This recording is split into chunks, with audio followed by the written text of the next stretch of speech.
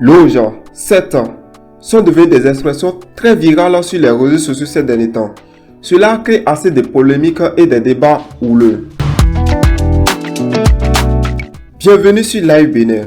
Dans cette vidéo, je vais te montrer la réponse d'un influenceur camerounais qui a été accusé d'appartenir à une loge. Mais avant de regarder la vidéo, je t'invite à t'abonner à la chaîne et à activer la cloche de notification pour ne rien manquer de nos prochaines publications. Merci, on y va. Chaque fois que vous voulez analyser une situation, sachez qu'il y a 3 éléments à prendre en considération, ou plutôt 3 formes de pensée.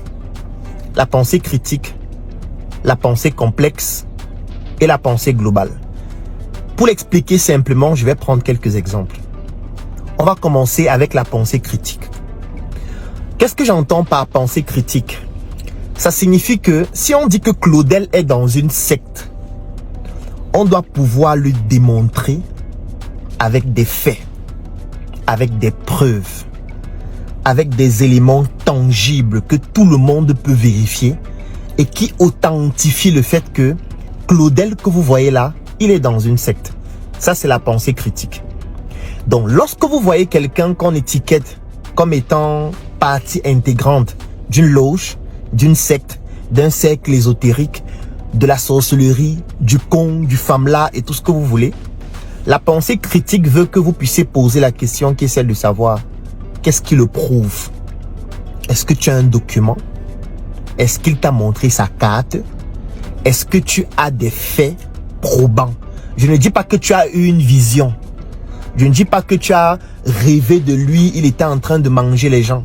Je ne dis pas que c'est parce qu'il est mauvais, c'est parce qu'il est méchant, c'est parce qu'il a tué quelqu'un que cela signifie qu'il est dans une secte. Non, ça ne veut rien dire. En termes de pensée critique, tous ces éléments ne signifient pas que quelqu'un est dans une secte, ou dans une loge, ou dans un cercle ésotérique. Non. Un cercle ésotérique, dont la définition propre du terme, ça veut dire que c'est un groupe de personnes que vous allez rejoindre afin de pouvoir faire certaines pratiques, certains rites, ou alors vous partagez certains avantages, certaines opportunités entre vous. Donc, il y a forcément quelque chose qui matérialise le fait que tu sois partie intégrante d'une secte. Sinon, comment est-ce qu'on ferait pour reconnaître les membres? Il y a forcément un élément factuel, palpable, qui permet de dire que Claudel est dans telle loge parce qu'il y a tel élément qui le prouve. Cet élément, ce ne sont pas les actions posées par Claudel, non. Claudel peut insulter quelqu'un, pas parce qu'il est dans une loge, parce qu'il a une mauvaise éducation.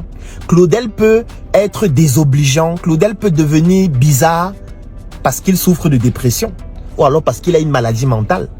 Claudel peut poser un acte dangereux parce qu'il a une difficulté particulière, ou alors parce qu'il en veut à quelqu'un. Donc ça ne signifie pas, ce n'est pas une preuve tangible que Claudel est un membre d'une secte, d'une loge, ou alors de tout autre mouvement. Donc la pensée critique veut que si on étiquette quelqu'un de quelque chose, qu'on puisse en apporter la preuve. La preuve doit être irréfutable, elle doit être tangible, elle doit être palpable et elle ne doit pas être contestée parce qu'il faut pouvoir le démontrer. Moi, quand j'analyse en ligne sur Internet, on dit tel est dans une loge, tel est dans les cercles ésotériques, tel est dans une secte.